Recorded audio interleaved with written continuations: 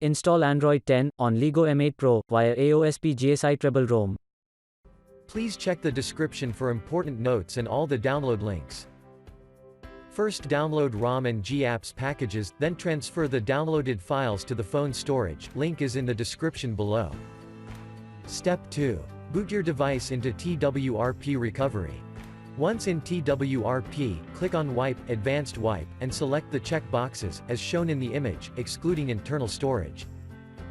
Step 4. Swipe the button to wipe the device. Step 5. Go back to the recovery main screen, and tap on the Install button. Step 6. Navigate to the storage, and select the GSI ROM file. Step 7. Finally, swipe the button on the screen, to install ROM file.